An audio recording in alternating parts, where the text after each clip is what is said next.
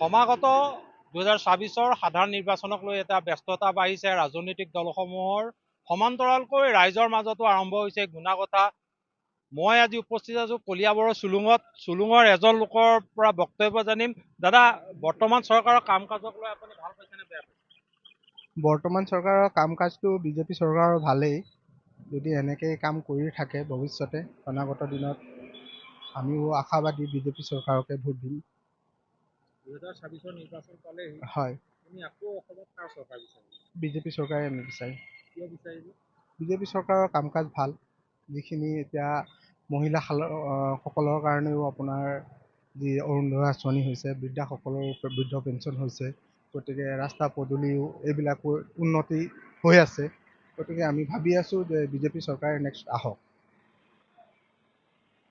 এনেদৰে দেখা গ'ল বৰ্তমান চৰকাৰৰ কাম কাজত সন্তুষ্ট এই কেইগৰাকী কলিয়াবৰ চুলুঙৰ লোক। আমাৰ লগত আৰু দুগৰাকীমান লোক আছে, তেওঁলোকৰ পৰা জানিম আহি থকা সময়বোৰত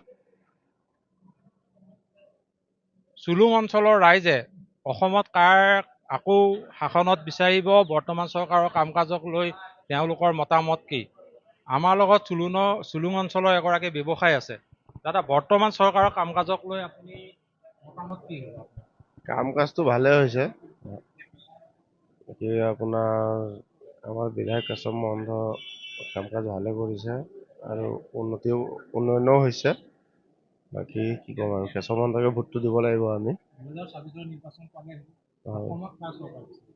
আমি বিজেপি চৰকাৰ বিচাৰিম, মিত্ৰজোঁটৰ চৰকাৰ। আমি কেশৱ মহন্তকে ভোটটো দিম। আমাৰ লগত আৰু এগৰাকী লোক আছে। দাদা, বৰ্তমান চৰকাৰৰ কাম কাজক আপুনি ভাল পাইছে নে বেয়া পাইছে? মইতো ভাল পাইছোঁ, বঢ়িয়া পাইছোঁ। কিয়? ভালে পাইছে নেকি? 2024 নিৰ্বাচন পালেহি, আকৌ কাৰ চৰকাৰ বিচাৰিব? আমাৰ যোনটো চলি আছে এইটো চৰকাৰ আমাৰ। হয়, আমাৰ লগত আৰু এগৰাকী লোক আছে, তেওঁৰ পৰা জানিম। দাদা, বৰ্তমান চৰকাৰৰ কাম কাজক লৈ আপুনি ভাল পাইছে নে বেয়া পাইছে? মইতো ভালে পাইছোঁ। 2024 নিৰ্বাচন পালেহি, আপুনি আকৌ কাৰ চৰকাৰ হোৱাটো বিচাৰিব? আমাৰ যোনটো চৰকাৰ চলি আছে সেইটোকে বিচাৰিম আমি। আপুনি বৰ্তমান চৰকাৰৰ কাম কাজত ভাল পাইছে নে বেয়া পাইছে? ভালে পাইছোঁ। ভালে পাইছে। আকৌ 2024 নিৰ্বাচন পালেহি, আপুনি কাৰ চৰকাৰ বিচাৰিব?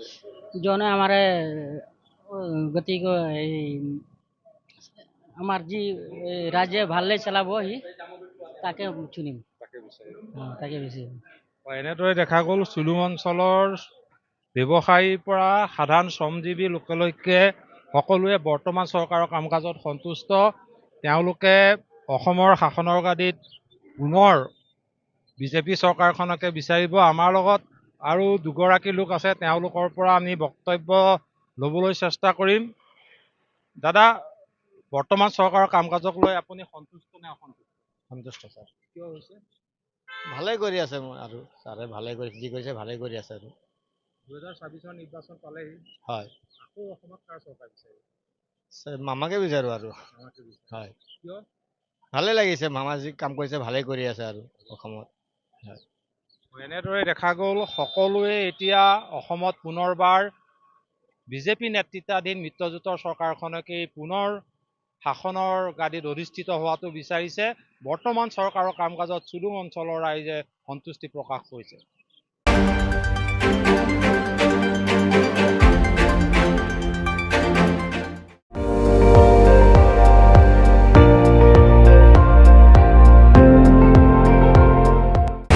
আপুনি চাই আছে ND24, সৰ্বশ্ৰেষ্ঠ নহয় সৰ্বোত্তমৰ দৌৰত।